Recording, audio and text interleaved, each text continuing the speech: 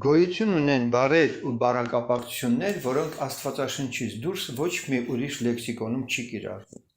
Այդպիսի բառերից են օրինակ ալելույա։ Դա միայն վերաբերում է Աստծո խոսքի մեջ եղած տեղեկություններին եւ այլտեղ մենք չենք հանդիպում դա։ Նույն ձևով մենք ապաշխարել բառը չենք հանդիպում այլ ուրիշ տեղերում, քան որ գրված է Աստվածաշնչում։ Ուրեմն Աստվածաշունչն ունի իր հատուկ լեքսիկոնը, իր բառամթերքը ունի, որի սեփականության իրավունքը վերապահված է Աստծուն։ Աստվածը ինչ որ այդ բառերով, այդ լեզվով, այդ խոսքերով մարդու հետ խոսում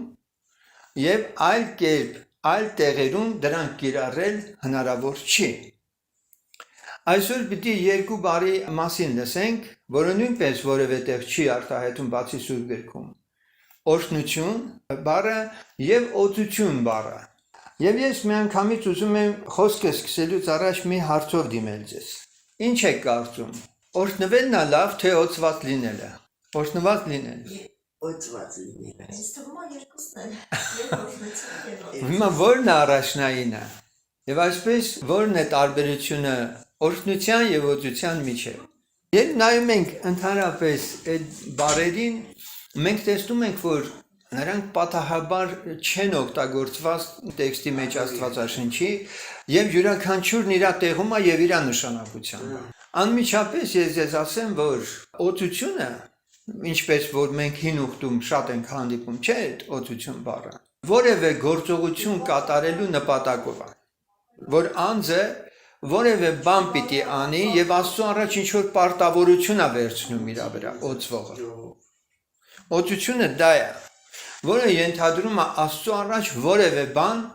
կատարել կամ պարտավորություն վերցնել իր վրա։ Օրհնությունը ես ուզում եմ հիմա նայենք Աստծո խոսքից ու տեսնենք, որ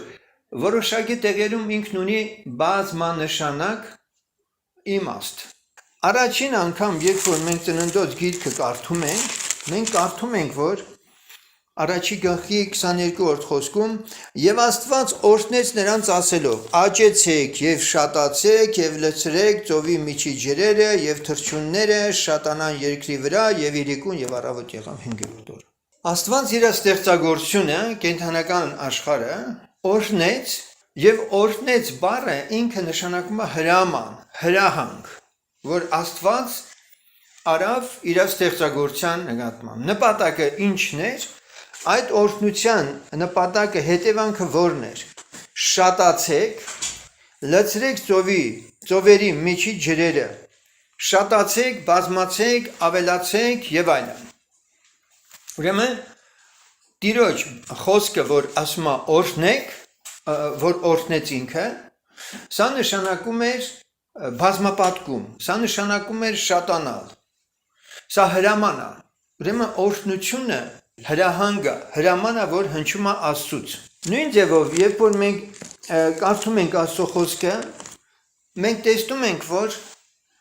Ադամն ու Եվան Աստծո հետ հաղորդակցության մեջ էին մինչև մեղանչելը։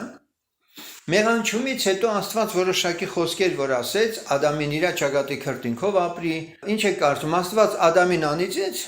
Կա գրքում գրված այդպիսի համար, որ Աստված անիծեց Ադամին, բայց անիծվեց օձը, չէ՞։ Ուրեմն Աստված Ադամին մեղք գործելուց հետո անգամ նրան չանիծեց։ Եվ հետաքրքիր է, որ 5-րդ գլխի 2-րդ խոսքում կարդում ենք. Արու եւ եք ստեղծեց նրանց եւ օրհնեց նրանց եւ նրանց անունը Ադամ կոչեց նրանց ստեղծվելու օրը։ Աստված օրհնեց նրանց եւ նրանց անունը Ադամ կոչեց նրանց ստեղծվելու օրը։ Երբ որ Ադամն ու Եվան ստեղծվել էին։ Սակայն մենք այնուամենայնիվ կարդում ենք, որ թեպետ Աստված չէր անիծել Ադամին, բայց դարձյալ այդ հրահանգը Աստված տվեց մարդուն, որ աճեն ու բազմանան։ Եվ այդ աճելու բազմանալու օրհնությունը, որ Եդեմական պարտեզում Աստված ստեղծել էր տվավ, դա չվերցվեց այդ օրհնությունը։ Մեղք գործելուց հետո անգամ, որովհետև Տերը հրահանգ էր տվել, որ պետք է կատարվեր անպայման։ Սակայն այս իմաստով օրհնությունը, որ մենք հասկանում ենք Աստծուց որպես հրահանգ մի process, որ պետք է երկրի վրա տեղի ունենար թե կենդանական աշխարհում, թե մարդկային սերունդի մեջ, Սա մի բան է այդ օրհնվելը բառը, որ մենք տեսնում ենք Տերից ու կիրառված, այլ է արդեն իր բովանդակային նշանակությամբ, երբ Աստված արդեն օրհնություն բառը օգտագործում է որևէ մեկին անհատի կյանքում կոնկրետ նպատակ ունենալով իր կյանքում։ Եվ Աստված օրհնեց Նոյին եւ նրա որդկանցը եւ ասեց նրանց. «Աճեցեք եւ շատացեք, լցրեք երկիրը»։ Մենք էլի տեսնում ենք, որ այս օրհնությունը ինչ նշանակություն ուներ։ Աճել, բազմանալ, երկիրը լցնել, ինչպես որ Ադամի ժամանակ էր Տերը ասել։ Այնուհետև, երբ որ մենք թերթում ենք Աստվածաշունչը, մենք տեսնում ենք, որ Աբրահամը օրհնվում է Մելքիսեդեկի կողմից։ Եվ Եբրայեցիս թղթում ասում է, որ նվաստը ավելի մեծից է օրհնվում։ Սակայն, եթե ուշադրություն եք դարձրել, երբեք Մելքիսեդեկի Աբրահամին օրհնելը չէր նշանակում, որ Մելքիսեդեկը օրհնում էր Աբրահամի սերունդը։ Աբրահամի սերունդը կարող էր օրհնել միայն Աստված։ Եվ Աստված խոստանում է, որ պիտի օրհնի իր սերունդը, եւ Իսահակը եւ Հակոբը իր օրհնյալներն են հանդիսանում։ Եվ երբ որ Հակոբը ինքը Եսավից խլեց անդրանիկությունը, եւ Իսահակը օրհնեց Հակոբին, մենք կարդում ենք, որ մոտեցավ Եսավը եւ ասեց. «Ուրիշ օրհնություն չունես, ինձ էլ օրհնիր, մի հատ էլ օրհնությունդ»։ Եվ պարզվում է, երբ որ Աստված մեկին օրհնում է, տվյալ դեպքում մենք գիտենք նպատակային էր Աբրահամի, Իսահակի, Հակոբի ընտրությունը Աստծո կողմից, որովհետև Տերը Աբրահամին ասել էր, որ Իսահակով պիտի օրհնվեն բոլոր ազգերը, իրանով ինքը որպես բազմության հայր եւ այլն պիտի կոչվի, եւ ահա Իսահակը ուներ երկու որդի, եւ սրանցից մեկով պիտի Հիսուսը աշխարհ գար։ Նա ով որ պիտի օրհնվեր Իսահակի կողմից, նա պետք է դառնար այն սերունդի շարունակողը, որից պետք է Աստված աշխարհ բերեր իր որդին։ Տեսնում ենք շատ հետաքրքիր մի բան, որ այնուամենայնիվ Իսահակը օրհնեց Հակոբին, թեպետ Հակոբը, ինչպես Եսավն ասում է, խաբե նենգությամբ վերցրեց այդ օրհնությունը։ Բայց երբ որ Իսահակի բերանից ելավ այդ խոսքը, որ ինքը իր որդուն օրհնեց, այլևս նա չփոխեց իր որոշումը։ Որովհետև Սուրբ Գիրքն ասում է ձեր այոն այո լինի, ոչը ոչ, սա նշանակում է Աստված էլ է այդպես։ Եթե մի բան ասում է, վերջ, փոփոխման ենթակա չէ։ Եվ այս օրհնված Հակոբը արդեն մենք գիտենք ինչ կյանքով ապրեց, ինչքան դժվարություններ եւ այլն քաշեց։ Եվ Աստծո խոսքն ասում է, որ երբ որ իր Եսավ եղբորը պիտի հանդիպեր երկար պանդխտությունից հետո տուն էր վերադառնում, սարսափելի վախի մեջ էր, երբ որ իմացավ Եսավը դիմավորելու է գալիս իրեն։ Եսավը պիտի դիմավորեր Հակոբին այն ազնվորությանը, որը Աստծուց օրհնություն էր վայելել, օրհնություն ուներ։ Եվ հիմա Հակոբը մեծ վախի ու սարսափի մեջ է, եւ այն օրհնությունը, որը ինքը ստացել էր Իսահակից, կարծես թե այդ Հակոբը չէր, որ Աստծուց օրհնված էր եւ այդ օրհնության պտուղը կարծես չի տեսնում ինքը։ Եվ այստեղ մենք գալիս ենք մի կարևոր հարցադրման։ Աստծո կողմից մարդուն օրհնելը առհասարակ ինչ պիտի հասկանալ։ Եթե Աստված օրհնում է մարդուն, ինչ պիտի հասկանանք Աստծո օրհնություն ասելով այդ մարդու նկատմամբ, որովհետև տեսեք ինչ է ասում։ Երբ որ հրեշտակի հետ ինքը մենամարտում էր, 32-րդ գլխի 26-րդ խոսքում ասում է. «Եվ նա ասեց. թող տուր ինձ, որովհետև արշալույսը ծագեց, եւ Հակոբն ասեց. չեմ թողնի քեզ, միչև որ ինձ չօրհնես»։ Սա ասում է այն Հակոբը, որ Իսահակը օրհնել էր իրան։ Բայց հիմա երկնային էակ է իջել երկիր։ Եվ Հակոբը հասկացել է, որ եթե այդ Աստծո երկնային էակի անմիջականորեն իր կյանքի նկատմամբ միջամտություն չլինի, զուտ այն օրհնությունը, որ Իսահակը օրհնել է, դա ընդամենը պատմական հիշողություն կլինի։ Եվ այդ պահի մեջ ինքը մարտնչեց միջև վերջ, եւ Աստծո խոսքն ասում է, որ եւ Հակոբը հարցրեց եւ ասեց. «Աղաչեմ անունդ ասիր»։ Եվ նա ասեց. «Ինչու ես իմ անունը հարցնում»։ Եվ նա օրհնեց նրան այնտեղ։ Ուրեմն Տերը կարելի ասել Հակոբին օրհնեց, Տերը օրհնեց։ Այս օրհնությունն արդեն բերեց մի հատ լուրջ արդյունք։ Իսկ ինչ էր այդ օրհնության հետևանքը։ Հակոբը վախի մեջ էր, Եսավը իրանք սպանելու է, իր ամբողջ տոհմը Գերդաստանը սրիա քաշելու եւ այլն։ Այդ տագնապը եւ այլն փոխվեց եւ եթե հիշում եք այս օրհնված Հակոբը այնուամենայնիվ դեռ իր այսպես երկրի վրայի անկալմամբ որ օրհնված է բայց ուր է այդ օրհնությունը կարծես թե այդ օրհնությունը չենք տեսնում Հակոբի կյանքում մեծ դժվարությունների մեջ ընկավ ինքը Հովսեփի պատմությունը շատ լավ գիտեք դուք իր որդիների վարվել է իր զավակի նկատմամբ եւ վերջապես երբ որ ինքը հասավ Եգիպտոս այդ օրհնված Հակոբը որը պիտի օրհներ Փարավոնին Աստծոն ասում Փարավոնն ասեց ինչքան է քո տարիների թիվը բանդղտության տարիների թիվը ինքը իր բանդղտության տարիների թիվը ասեց քիչ էր իմ հայրերից ցավով տառապանքով եւ վշտով եղավ Եվ հիմա եկեք հասկանանք, Հակոբը վերջում նաև պիտի օրհնի իր 12 որդիներին։ Աստծուց օրհնված Հակոբի այս կյանքը մենք ինչ ենք հասկանում։ Մի դեպքում մենք օրհնությունը հասկանում ենք, որ Աստծո խոսքը դա ասում է այդ մասին եւ Հոբի կյանքում եւ Աբրահամի կյանքում, որ Աստված օրհնել էր նրա տունը, տեղը, արտը,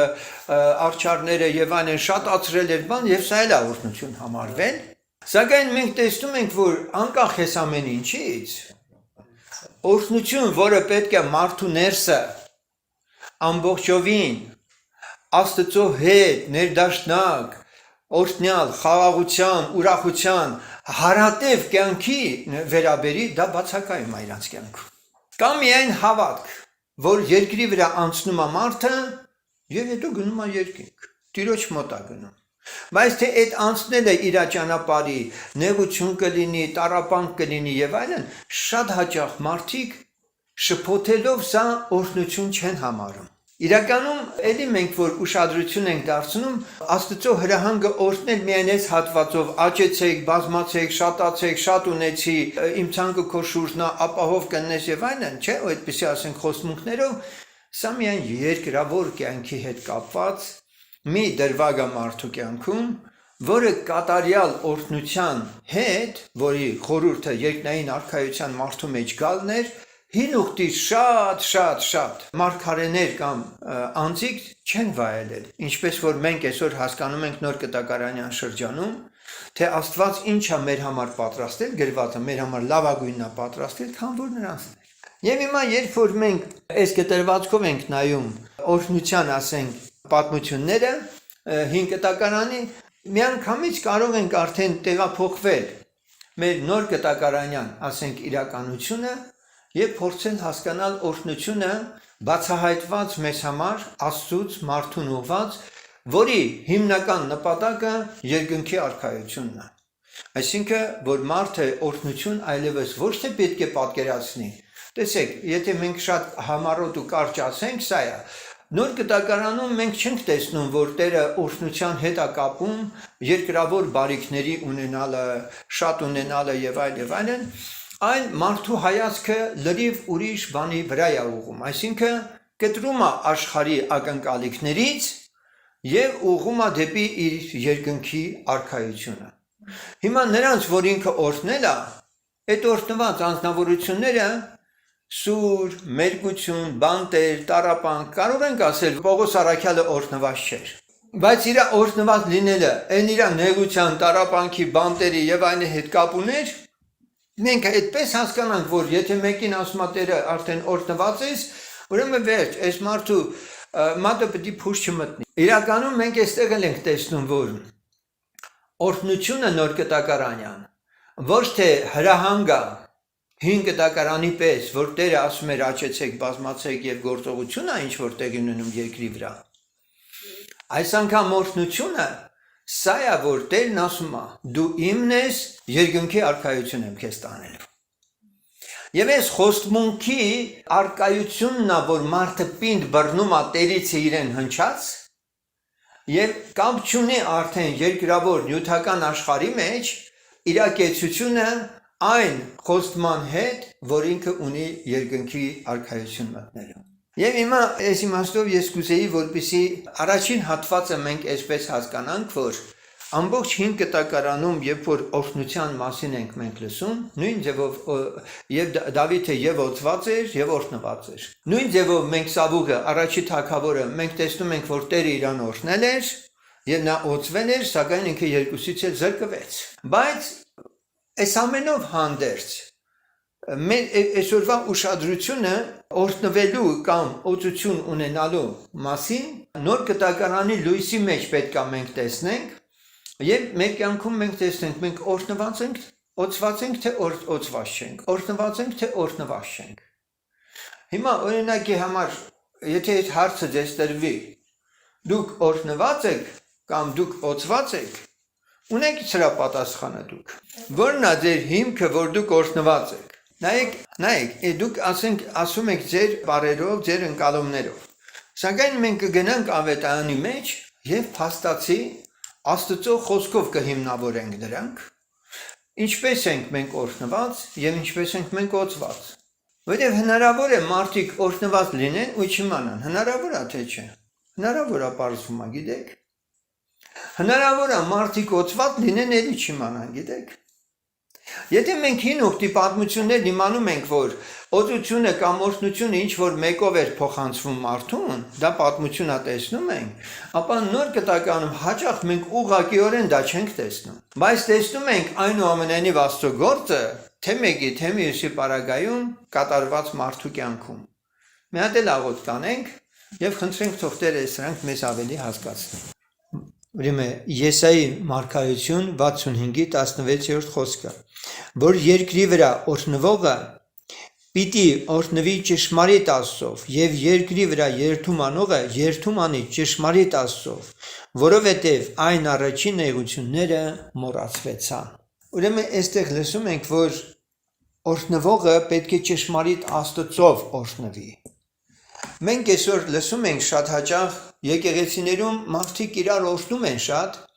եւ նույնիսկ շատերին էլ ներկայացնում են որպես Աստծո օրհնյալ ծառաներ։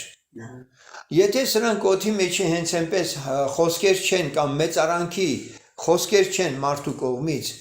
այլ Աստծուց ունեն հայտնություն, որ ներկայացվող անձնավորությունը իսկապես օրհնված է Աստծուց, սա շատ լավ է։ Բայց եթե մարդկանց լեքսիկոնի մեջ, խոսակցական լեզվի մեջ անընդհատ այդ բառը արսվում է, բայց դրա տակ հիմք չկա, որովհետև մարդիկ հնարավոր է մեծարեն շատերին, բայց Աստված լրիվ ուրիշ աչքով նայի, չէ։ Ուրեմն այդ բառն էլ այսօր շատ էժանացել է եւ մարդիկ իրար օրհնում եմ քեզ Հիսուսի անունով։ Ասել ես մի հատ հենց կանգ առ։ Դու ով ես, որ օրհնում ես Հիսուսի անունով։ Եթե դու օրհնված ես եւ ունես այդ օրհնությունը Աստծուց, եւ դու քեզ համոզել ես տեսականորեն Աստծո խոսքի ինչ որ բաների հավատալով արդեն ընդունել ես, որ դու օրհնված ես, եւ այդ հիմքով ես դու արդեն մարդուն օրհնում, սա դեռ օրհնություն չի։ Սա ուղղակի քո մարդկային խանդավառությունն է, որ դու քեզ համոզել ես, որ օրհնված ես եւ օրհնում ես ինչ որ մեկին էլ։ Սակայն մենք գիտենք, որ մեր շուրթերից ելած ամեն մի խոսքի համար, որ գրված է ամեն դատարկ խոսքի համար, մենք հաշիվ պիտի տանք, մենք հեռու ենք այդ գաղափարից, որ հանկարծ մեր լեքսիկոնի մեջ օգտագործված բառերը, որ կրոնական աշխարհում հաստատապես այսօրվա խարիզմատ շարժման մեջ շատ այդպես ճոխ, ճրջռան խոսքերով իրար շատ են դիմում, մի տեսակ սկսում ես ներքուստ տհաճություն զգալ արդեն, որ այն երկյուղը այն Աստծուց իսկապես առած լինելու ներքին մղումը մարդկանց մեջ բացակայում է։ Եվ մեկ օրհնողն էլ ինքը իրան լավ զգում, որ օրհնել է, օրհնվողն էլ ինքը իրան լավ զգում, որ ինքը օրհնվել է։ Բայց ստեր գրված է, որ օրհնվողը ճշմարիտ Աստծով պիտի օրհնվի։ Եվ մարդկանց օրհնանքը մեզ ինչ, չէ՞։ Ասենք եթե իրոք մեկը ունի այդ հեղինակությունը, այդ իշխանությունը օրհնելու, մենք Սուրբ գրքից դա գիտենք, Մելքիսեդեկը ուներ այդ իշխանությունը օրհնում էր Աբրահամին։ Այո։ Այն էլ որ Տերն ասում է ձեզ անիծողներին օրհնեցեք, հո չի ասում որ ձեզ անիծողներին երկնքի արքայության զավակ դարձրեք, ես էլ գրանցեմ իմ մոտ, ասեք մենք ես իրանց կսրբադասեմ, էլի իմ մոտ։ Այդ բառը որ օրհնություն է նշանակում, հաճախ մենք էդ էլ ենք սխալ ընկալում։ Օրհնել դա նշանակում է բարիք կամենալ, հասկանալի է։ դիմացինին բարիք կամենալ։ Եթե այս գիտակցմամբ ենք հասկանում, որ մեր թշնամուն մենք օրհնում ենք, նախ թշնամին պետք է Աստծո հետ հաշտվի, չէ՞ որ օրհնվի։ Եթե թշնամին մնում է թշնամի եւ Աստծո հետ չի հաշտված, ապա ես իրան որ օրհնում եմ, դա ինչ նշանակում, բառը նույնն է, բայց իմաստն է ուրիշ։ Պետք է դա հասկանանք։ Այդ բառի տակ մենք հասկանում ենք, որ չարին չարով չենք պատասխանում։ Հասկանալի է։ Եթե ես մի բաժակ սառը ջուր եմ տալիս, հաց եմ տալիս իմ թշնամուն, դա օրհնել է նշանակում իրան։ Պարզ է։ Այժմ ասենք, երբ որ մենք սա իմանում ենք, մենք հաճախ նաև լսում ենք, որ Տերը ինքն էլ իր աշակերտների մեջ որոշակիորեն սովորեցնում էր, թե իսկապես օրհնությունը որն է եւ օրհնության բացակայությունը որն է։ Եվ դրա համար խիստ կարևոր է, որ օրհնվելու ցանկություն ունեցող անձնավորությունը ոչ թե գնա այն սխալ ճանապարհով, որ ինչ որ մեկերը իր վրա ձեռք դնեն եւ ասեն ես քեզ օրհնում եմ, այս մեկեն մեկ, այլ ինքն անձամբ Աստծուց, որի հնարավորությունը մենք ընթերցենք Սուրբ գրքից կա, նոր կտականանյան ժամանակներում ուղղակիորեն երկնքից Աստված քեզ օրհնելու, միջամտելու քո կյանքի մեջ, իր ներգործությունը բերելու կարողություն ունի եւ դա արել է եւ անում է հիմա էլ, մենք այդ համարները կլսենք ու կտեսնենք, որ ճշմարիտ օրհնվողը այո պետք է օրհնվի ճշմարիտ Աստծով եւ Աստծո մեզ օրհնելու եղանակները մենք շատ լավ գիտենք, թե Աստծո խոսքը մեզ ասում է, թե ինչ ձևով է լինում։ Հռոմեացից 9-րդ գլխի 5-րդ խոսքը լսենք։ Որոնց են հայրերը եւ որոնցից է Քրիստոսը մարմնի կողմանե, որ է ամենի վրա Աստված օրհնյալ հավիտյանս ամեն։ Տեր Հիսուսի մասին գրված է, որ ինքը ամենի վրա Աստված է եւ օրհնյալ Աստված է հավիտյան։ Օրհնյալ դա նշանակում է ինքն է օրհնողը։ Բայց միաժամանակ Հիսուսն էլ օրհնված է։ Առակաց գրքի 8-րդ գլխի մեջ իմաստության մասին որ խոսվում է, որ ճարտարապետ է եւ ես հավիտենե առաջ էի օծված եւ օրհնված էր ինքը հորից, հասկանում եք։ Հիմա եւ որ այդ լիազորությունը ինքը ուներ, ինքը կարող էր նաեւ օրհնել մյուսներին։ Պարզա, չէ՞, այն բոլորին, որ իրանով մոտենում են Աստծուն։ Նույն ձևով Եփեսացից 1-3 խոսքն ենք լսում. Օրհնյալ է Աստված եւ մեր Տեր Հիսուս Քրիստոսի Հայրը, որ մեզ օրհնեց հոգեվոր ամեն հոգեվոր օրհնություններով երկնավոր բաներում է։ Իսկ խնդրում եմ ես համարը հայտնություն որպես ընդունեք, որ մենք կարողանանք իսկապես օրհնված լինելը հասկանանք, թե ինչ է իր մեջ պարունակում նոր կտակարանում։ Նախ այստեղ իմանում ենք, որ օրհնյալ է Աստված մեր Տեր Հիսուս Քրիստոսի Հայրը։ Ուրեմն այնտեղ Քրիստոսն էր օրհնյալ, այստեղ մենք տեսնում ենք Հայրն էր օրհնյալ, որ մեզ օրհնեց։ Չի ասում օրհնելու է, ուշադրություն դարձրեք։ Արդեն ինքը օրհնել է, բայց ինչպես է օրհնել ու որտեղ է օրհնել։ Երկնավոր բաներում է։ Ուրեմն այս օրհնությունը բացարձակապես երկրի վրա իմ կեցության հետ հեչ կապված չի։ Տարբերությունը հասկանում ենք, չէ՞, հին ուխտի ու նոր ուխտի։ Ուրեմն ինքը մեզ օրհնել է երկնավոր բաներում է։ Քանի հատ օրհնություններով է ինքը օրհնել մեզ, երկնավոր բաներում է քանի հատ օրհնություններով է օրհնել։ Քանակն է գրված անգամ այստեղ։ Ամեն հոգևոր օրհնություններով։ Ամեն։ Այսինքն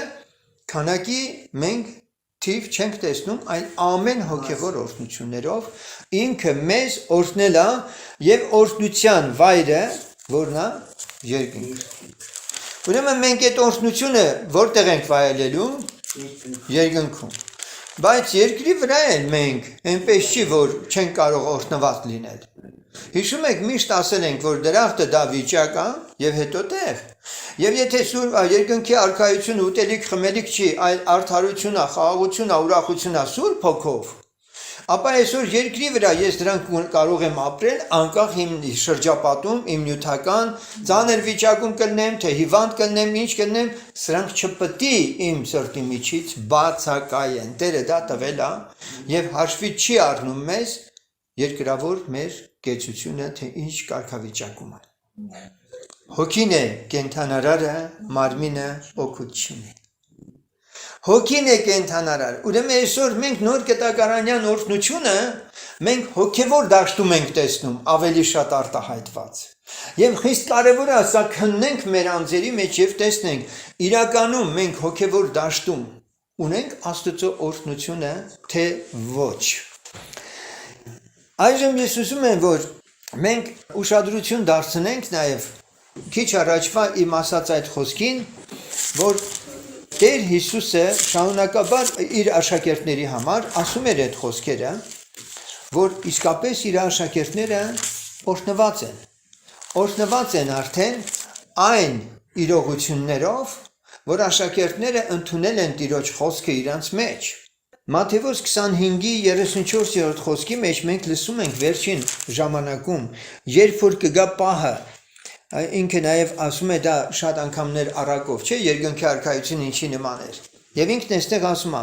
այն ժամանակ թագավորը կասի իր աջ կողմերին, եկեք իմ հորս օրհնածները։ Այն ժամանակ կասի, եկեք իմ հորս օրհնածները։ Այդ օրհնվածները նրանք են, որ իրանց անունները Հայր Աստծո մոտ գրանցված է, կյանքի գրքի մեջ գրված է, եւ երբ որ եկավ պահը, Տերը մեզ ասել է ես քեզ երկրի վրայից վաղուց ճանաչել եմ։ Արի հիմա իմ օրհնված զավակ։ Թագավորը կասի իր աջ կողմներ, եկեք ով իմ հոր օրհնածները, ժառանգեցեք աշխարհի սկզբից ձեզ համար պատրաստած թագավորություն։ Մի բան կա, որը նմանությամբ շարունակվում է թե հնում եւ թե նոր գտականում օրհնության բառի հետ կապված, նրանք ժառանգում էին նյութական բարիքներ երկրի վրա, մենք ժառանգում ենք երկնքի արքայությունը։ Այսպիսով օրհնությունը ժառանգություն է։ Օրհնությունը, որ Աստված մեկին օրհնում է, դա ժառանգություն է։ Եվ դա մեր համար պահպանված է երկնքում։ Պահպանված է երկնքում։ Պատկերացրեք դուք հանկարծ նեղության, տառապանքի, դժվարությունների մեջ հանկարծ մեկը գալիս է եւ ասում է գիտես ինչ, ինչ որ մեկը քեզ ժառանգություն է թողել, այսքան կարողություն, մեծ տներ, հարստություն եւ այլն։ Ժառանգություն է քեզի թողել, դու դա չես վաստակել։ Հիմա դուք պատկերացրեք, որ եթե այդ անձնավորությունը երկրավոր ժառանգության ուրախանում է, որ իր ծնողը կամ որևէ մեկը ժառանգություն է թողել, իրան, չէ՞։ Ինչքան առավել է լինելու մեր ուրախությունը երկնքում, երբ որ մենք իմանանք, թե մեր համար ինչ է Աստված պատրաստել։ Եվ մենք Քրիստոսի ժառանգակիցներ լինելով, Աստծո փառքի մեջ, այն որ Հիսուսը որպես ժառանգ վայելում է, ժառանգակից էլ մենք ենք, վայելելու ենք երկնքի արքայության այդ անսահման ուրախությունն ու երջանկությունը։ Կանցնի միլիարդ տարի դեռ սկիզբ է լինելու, որը վախճան երբեք չի ունենալու, միշտ սկիզբ է լինելու երկնքում։ Սա մարդու միտքը չի կարող տեղավորել։ Բայց մենք այս հույսով ուրախանում ենք երկրի վրա։ Այդպես Սուրբ Գիրքն ասում է մեզ։ Եվ Տերը տա, որ մենք իրապես երկնքով միշտ ուրախանանք եւ այս սպասումների մեջ լինենք։ Քիչ առաջ ասացի, որ օրհնությունը դա ժառանգություն է։ Իսկ օծությունը ինչ է։ Մենք ասացինք, որ օծությունը անհրաժեշտություն է մարդու կյանքում Աստծո առաջ որոշակի պարտավորություններ կատարելու։ Եվ ես հիմա ուզում եմ մի քանի համարներ լսենք Սուրբ Գրքից, 2 Կորինթացիս 1:21։ Բայց մեզ ձեզ հետ Քրիստոսումը հաստատողը, տեսեք, բայց մեզ ձեզ հետ Քրիստոսումը հաստատողը եւ մեզ օծողը Աստված է։ Ոչ միայն Հայր Աստված մեզ Քրիստոսում հաստատել է, նա նաև մեզ օծել է։ Ինչպես է օծել։ Օծել է ինչպես։ Դուք հիշում եք, եւ Սավուղին օծում էին կամ Մարգարեին օծում եւ այլն, այդ գործի համար մեկը կարգվում էր Մարգարե, մեկը կարգվում էր Թագավոր։ Հիմա մենք կարդում ենք, որ եւ հոգու գրավը, որ մեզ կնքեց էլ եւ հոգու գրավը մեր սրտերի մեջ տվավ։ Ուրեմն Սուրբ Հոգու մկրտությունը դա այն օծությունն է, որով Աստված մեզ հաստատել է Քրիստոսի մեջ։ Հիմա մենք Սուրբ Հոգին դիտարկում ենք այս կտրվածքով որպես օծություն, որ մենք ստացել ենք Աստծուց։ Որպես զավակներ, որպես Աստծո զավակներ, մենք արդեն իսկ որդեգրության հոգին ընդունելուց բացի, նաև այստեղ լսում ենք, որ ունենք օծություն։ Կոնկրետ այդ օծությունը ինչի համար է։ Լավ, մենք Աստծո Սուրբ Հոգին ընդունել ենք որպես որդեգրության հոգի, աղաղակում ենք Աբբա Հայր, բավական է ընկալենք, որ արդեն իսկ որովհետև դուք որդի եք Աստված իր որդի հոգին ուղարկեց ձեր մեջ, այո, սա տրամաբանական է, որ ես ծնված եմ Աստծո հոգուց, հետևաբար Սուրբ Հոգին իմ մեջ է եկել եւ ես այսօր Աստծո որդի եմ։ Բայց ինչի համար է նաեւ Սուրբ Հոգու այս որդեգերման այս հոգու մեր մեջ լինելը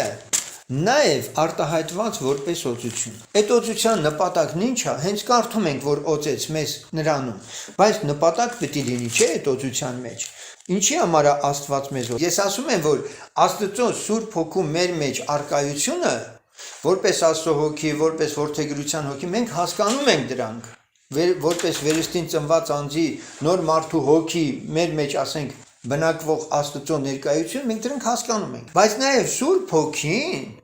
միաժամանակ ինքը օծություն է հանդիսանում ինձ որպես որդի դարձած անձիս արդեն։ Հիմա ես օծված եմ ինչի համար։ Ինչ որ բանի համար օծված եմ։ Անցած անգամ ասեցինք, չէ՞, հնում օծությունը ինչի համար էր։ Որևէ գործողություն, որևէ պարտավորություն, ո՞րն է իմ պարտավորությունը, ո՞րն է իմ գործողությունը երկրի վրա, որ օծվելու նպատակը դա է։ Օծվելու նպատակը երկինք մտնելը չի։ Օծվելու նպատակը երկրի վրա ապրելու համար է։ Որովհետև այդ օծությունը վերջվելու է։ Այդ օծությունը անցնելու է երկրի վրայից։ Ինչպես որ մարգարեն, թագավորը կամ որ մեկը օծվում էր, չէ՞։ Օծնությունն է ժառանգություն, հիշեք, օծությունը ժառանգություն չի։ Հասկանում եք։ Բայց այդ գործողությունը, որ մենք օծության մեջ տեսնում ենք, պիտի հասկանանք։ Ինչի համար ենք մենք օծվել։ Եվ այո,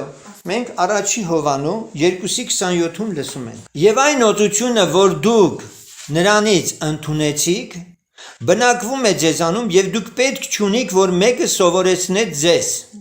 Այլ ինչպես այն օծությունը սովորեցնում է ձեզ ամեն բանի համար, ճշմարիտ է եւ սուտ չէ, եւ ինչպես նա սովորեցրեց ձեզ, կացեք նրանում։ Հիմա հասկացանք օծության նպատակը որն է։ Ուրեմն Սուրբ Հոգով մկրտվելուց բացի, որ ես որդեգրվել եմ, նաև Սուրբ Հոգին ինձ օծություն է հանդիսանում, որ ես ինչ անեմ։ Սովորեմ։ Այսինքն ես որևէ մեկից այլևս չեմ կարող այդ օծությունը Սուրբ Հոգին սկսում է ինձ սովորեցնել։ Ինձ սովորեցնում է ապրել քրիստոնեական կյանք։ Այս Սուրբ Հոգու օծության հետ կապված լինելը, եթե քրիստոնյան չի ընկալում նրա հետ հաղորդակցության մեջ, ինքը իր աստվածպաշտության մեջ մնում է գաճաճ։ Բայց երբ այդ օծությունը սկսում է իրան կրթել ու սովորեցնել, ինքը ինչ անում, աճում է։ Ուրեմն օծության նպատակը ինձ սովորեցնելն է, օծության նպատակը ինձ աճեցնելն է, օծության նպատակը ինձ առաջնորդելն է, օծության նպատակը ինձ արդյունավետ ու պտղաբեր դարձնելն է։ Հաջորդ համարը լսենք առաջի Հովանու դարձյալ 2:20 խոսքը. Եվ դուք օծություն ունիք այն Սուրբիցը եւ ամեն բան գիտեք։ Առաքյալը փաստում է մի իրողություն, որ ամեն Սուրբ Հոգով մկրտված միաժամանակ օծված է եւ ինքը պարտավոր է ամեն բան իմանալ։ Բայց արդյոք մեր կյանքում այդպես է սրանից։ Արդյոք Տիրոջ օծությունը մեր կյանքում մենք ճիշտ ընկալել ենք ու հասկացել ենք եւ կարող ենք ասել, որ հիմա այդ օծությունը մենք մեր մեջ ունենք եւ ամեն բան գիտենք։ Այստեղ պիտի կանգ առնենք։ Այստեղ պիտի կանգ առնենք եւ հասկանանք, թե ինչու այն օծությունը, որ մեզանում է, Սուրբ Գիրքն ասում է, եւ ասում ամեն բան գիտեք, ինչի է Հովանես Առաքյալը այսքան վստահ ասում, ընդհանրական թուղթ ասա, եւ մենք պարզում ենք մի բան, որ եթե անձնավորությունը Սուրբ Հոգով մկրտված է, բայց ամեն բան չգիտի, նշանակում է ինքը Սուրբ Հոգու օծության գործունեությունը իր կյանքում պրակտիկորեն կամ չի սովորել, չեն սովորեցրել, կամ էլ ինքը ծույլ է, տեղ չի տալիս Աստծո Հոգուն, հետևաբար էլ ինքը այս համարի մեջ չի։ Եվ հոգևոր կյանքի շատ նրբություններին չի տիրապետում այլևս ինքը։ Ուրեմն ասացինք, որ հին ուխտում այդ օծությունը հիմք էր հանդիսանում, որպեսզի Աստծո Հոգին ժամանակ առ ժամանակ իջներ, օրինակ Դավիթը երբ որ օծվեց Սամվելի կողմից, մենք հետո ենք տեսնում նրա օրհնվելը։ Չնայած Աստված էլի իր հետ էր, բայց ինքը օծվելուց հետո մենք տեսնում ենք, որ Տերը իրան օրհնում է։ Ուրեմն օծությունը դա դիրք է, օծությունը դա մարդու կյանքում հնարավորություն է, որպեսզի անձնավորությունը հասկանա Աստծո որոշած է իր կյանքում, եկեղեցում իր տեղը հասկանա։ Եվ այսօր մենք դեռևս շատ այդ հարցի վրա չենք կենտրոնացել ու Տիրոջը չենք հարցրել։ Տեր, դու իմ կյանքում Ինչ ես ուզում անես։ Որտեղ ես ուզում ինձ տեսնես։ Տեր, ինչ ես ուզում, որ ես Սուրբ գրքից սովորեմ, հասկանամ, իմ կյանքում ինչ է պետք քո խոսքից, որպեսզի ես իսկապես դրանք սովորեմ։ Երբ որ դու Տիրոջը չես հարցնում, երբ որ Տիրոջ հետ ակտիվ հաղորդակցության մեջ քո անձը չես տանում, եւ քո ներսը չի փափագում, որպեսզի այդ օծված լինելու գաղափարը, որ ասում է, այստեղ դուք այն Սուրբիցը օծություն ունեք, եւ կարիք չկա մեկը ձեզ բան ասի, ինչպես գրված է, որ ամենքն Աստվածանից սովորած կլինեն։ Հիմա այդ Սուրբ Հոգին, որ եկել է քեզ սովորեցնի, խրատի, հանդիմանի, սա հենց այդ օծության արդյունքն է։ Հիմա Աստված քեզ օծել է, բայց դու խաբար չես։ Աստված իր Հոգին բերել է քո մեջ եւ ասում է, գիտես, ես խոսելու եմ, քեզանից մնում է լսես։ Ես խոսելու եմ, ես ասելու եմ, ես առաջնորդելու եմ, իսկ դու պիտի պատրաստ լինես ինձ լսես։ Երբ որ դու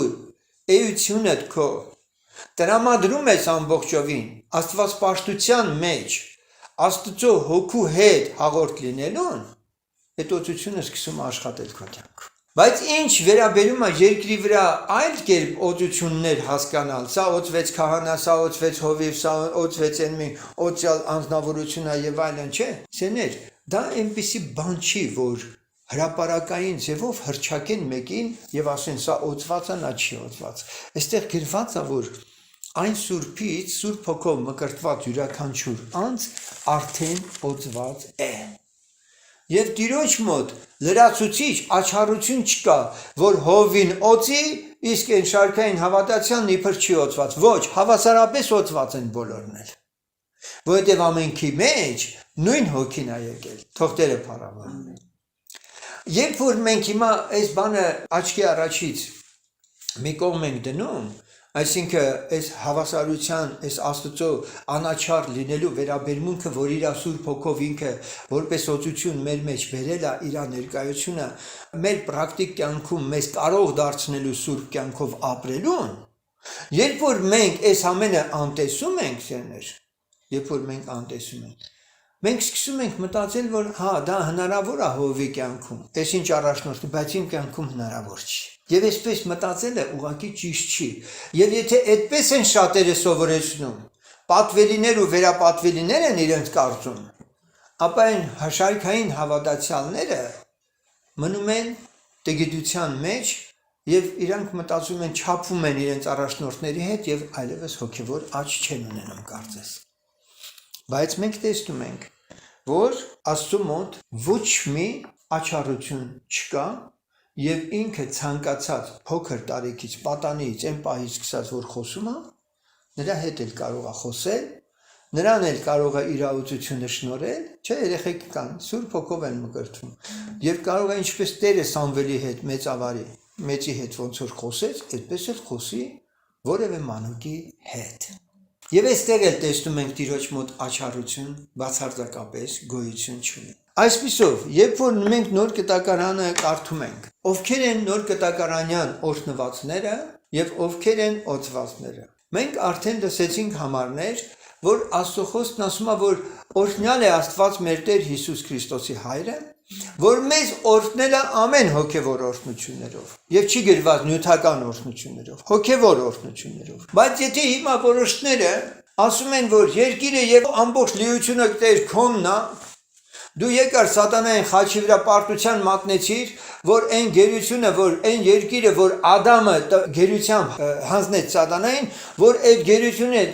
Ադամին ազատես եւ նաեւ երկիր մոլորանքն էլ հանձնես Ադամին։ Սա մոլորություն է, սա դժողքից եկող վարդապետություն։ Տեր Հիսուսը մեզ չի եկել խաչի վրա իր հաղթանակով սատանային, որ երկիրը եւ իր գանձերը շնորհի մեզ։ Եվ եթե դուք հին ուխտից համարները բերում եք նոր կտակարան համեմում եք, դուք խաբում եք ժողովրդին։ Դուք զրկում եք այն օրհնություններից, որ մարդը երկնքում պիտի վայելի։ Եվ օրհնված եք դուք համարում նրան, ով որ ունի շքեղ բնակարաններ, եւ շատ մեքենաներ, պատիվ, համբավ, հարստություն եւ այլն, եւ այդ մարդուն դուք շարունակում եք օրհնված համարել։ Ես չեմ ասում հարստությունը մեղք է, սիրելիներ, բայց հարստությունը համարել երկրի վրա եկեղեցուն վերստին ծնված անձը հարստությունը օրհնություն համարել Աստծուց, սա վտանգավոր է, որը զրկում է իրան ճշմարիտ հարստությունից։ Ահա ժողովուրդը սրա վրա է գնում։ Եվ շատ հաճախ որ սկզբից խոսքի մեջ ես ասացի որ օրհնում են իրար, իրանք օրհնում են սրանով, դեր օրհնի քո տունը, դու շատ տներ ունենաս, շատ մեքենաներ ունենաս, շատ փող ունենաս, սա է իրանք օրհնությունը։ Հասկանում եք։ Սա ավետարանի շեղում է եւ հակառակորդի բարեկեցության, այսպես ասած, հովերով այդ ավետարանչությունը շատ շատերին է այսօր մոլորության մեջ տարել եւ կտրել երկնքից։ Բայց մենք ավետարանից հասկանում ենք, որ Աստված մեզ օրհնել է անկախ երկրի վրա մեր ունեցվածքի շատ կամ քիչ ունենալուց եւ մեր կեցության կարգավիճակից։ Փառք Տիրոջը։ Գրվածն ասում է, որ ինչպես հարկը պահանջվում է, կերպ նեղություն ունեք եւ այլն, բայց շատ ուրախ եք։ Հիմա եթե նաեւ հայտնության գրքում գրված է, որ Տերը նրանց աչքերից սրբեց արտասուքները եւ այլն, սա նշանակում է, որ նրանք ովքեր արցունքի, նեղության, աղքատության եւ այլ ասենք փորձառությունների մեջ են եղել, երկրի վրա նրանք օրհնված չեն եղել։ Հովանես Արաքյալը օրհնված չէր, որ պատմոս կղզում էր, որ հայտնություն գրեց էր։ Այ տեսնում եք, երկնքից մարդիկ ինչքան են կտրվում եւ սկսում են արդեն կյանքը զուտ, նյութական, մատերիալիստական, հավատքի կյանքը նյութականացրած են սկսում պատկերացնել։ Որ Պողոս Արաքյալն ասում է, մենք երևացող բաներին չենք նայում, որովհետեւ երևացողները ժամանակավոր են, մենք չերևացող բաների նկատմամբ ունենք։ Եվ հավատքն ինչ է։ Հավատքը սա չի, որ ես հավատացի, այսա տեսակ ունեմ։ Հավատացի, տեսեք, այսքան շատ ունեմ, այս ունեմ, այն ունեմ։ Հավատքը հուսացած բաների հաստատությունն է եւ չերևեցող բաների ապացույցը, չերևեցող բաների։ Այսինքն այն ամենը, որ մենք կարդում ենք, որ նա մեզ օրհնեց ամեն հոգևոր օրհնություններով, երկնավոր բաներում է, մենք դա հավատքով ենք տեսնում։ Դա Աստվածն էր, որ ամեն օր արթնանալիս մենք ոչ թե շատը տեսնելով ուրախանանք երկրի վրա, քիչը տեսնելով տրտմենք, միշտ ուրախանանք այն հավիտենական ժառանգությամբ, որ ունենք երկնքում։ Իսկ երկրի վրա մեր ունեցածը միջոց համարենք։ Ինչպես Տերն ասեց, մամոնայից բարեկամներ արեք։ Այսինքն նյութական կեցության մեջ էլ եթե դու ինչ-որ հաջողություններ ունես, դրանք Աստծո փառքի համար ծառայեցրու։ Եվ այսպիսի գիտակցմամբ քո պահպանվելդ երբեք ու երբեք քեզ երկնքից չի շեղի եւ ամոթով չի թողնելու քեզ։ Նույն աղքատ Ղազարոսը, վերջը այս անձնավորությունը օրհնված էր, թե օրհնված չէր։ Բայց ոնց կարելի է դա օրհնություն համարել։ Կամ եղբայրդ ինչեր ես ասում։ Գոնե այդպես մի ասա։ Այո, հենց այստեղը շատերին համար խոցելի է։ Ինչ ես ուզում ասես։ Ուրեմն աղքատությունը օրհնություն է։ Ես դա չեմ ասում, որովհետև դու հարստությունը օրհնություն ես համարել։ Հասկանում եք, ես չեմ ասում աղքատությունը օրհնություն է, բայց ես ասում եմ աղքատության մեջ մարդը կարող է ավելի օրհնված լինի, քան հարստության մեջ, որը Սուրբ Գիրքը ասում է։ Տեսեք, չփոխենք, էլի բառից վերցնենք ու ասենք, եղբայրը էս ասում։ Ինչի՞ է Տերն ասում, երկնքի արքայությունը եւ նրա արդարությունը խնդրեք։ Չէ, ասում է նա խնդրեք։ Իսկ մնացած բաների մեջ Տերն ասում է, որ Աստված գիտի։ Ուտելիք հանդերձ ունենալով ասում է բավարարվեք։ Բայց եթե մեկը հարստանալ է ուզում, գրվածն ասում է, որ ինքը նավակոծություն կգրի, փորձություն կգրի եւ այլն եւ այլն։ Այդպիսի ճանապարհով Սատանան շատ շատերին է ճանապարհից իսկապես շեղել եւ մարդու ուշադրությունը հոգեվոր լեքսիկոնից վերցրած այդ բառերը տարել է ուրիշ հարթությունների մեջ։ Հասկանում եք։ Ես ասացի, որ կան բառեր, որ դրանք միայն Աստվածաշնչում են գրված եւ հոգեվոր իմաստներ ունեն։ Եվ ահա երբեք դրանք նյութականացնելը մեզ երբեք լավ բանի չի տանի։ Մենք պետք է հոգեվորը հոգեվորի հետ համեմատենք, գրված է Սուրբ Գրքում։ Եվ Աստծո խոսքը մեզ սովորեցնում է, որ ներկայիս նեղությունները Բաղդադելու բան չեն գալիք փառքի դիմաց։ Դրա համար Սուրբ Գիրքն ասում է, ոմանք կարգերով, ոմանք ձիերով են պարծեն։ Այդ մարդիկ պարծենում են օրհնված են։ Բայց մենք մեր Տեր Աստծով ենք պարծենում։ Ասում է նրանք թեքվեցան, վայր ընկան, բայց մենք վեր կացանք եւ կանգնեցինք։ Վեր կացանք նշանակում անկած է։ Հասկանում եք։ Եվ նաեւ Մարգարեն ինչ ասում։ Թեև թզենին ստի այգում պտուղ չլինի, արչար չլինի գոմում եւ այլն, բայց ես իմ Տիրոջով պիտի ուրախանամ, իմ հույսը ինքն է։ Թող Աստծո անունը փառավորվի։ Ուրեմն մենք այսօր այս երկու բառերը հասկացանք, որ օրհնությունը դա Աստծո հրահանգն է, հրամանն է, որ հնչել է իմ համար, իսկ եթե Տերը ասել է, որ ես երկինք պիտի գնամ, եւ դա օրհնության արտահայտություն է, եթե ինքն ինձ օրհնել է, ամեն հոգեվոր օրհնություններով, երկնավոր բաներում է, նա իր գործը միջև վերջ անելու է։ Եվ որևէ կասկած չունենաս դու։ Անշուշտ դա Աստված անելու է քո կյանքում։ Պինդ բռնիր այդ դավանությունը քո, եւ Սուրբ Գիրքն ասում է հույսով ուրախացեք։ Հույսով ուրախացեք։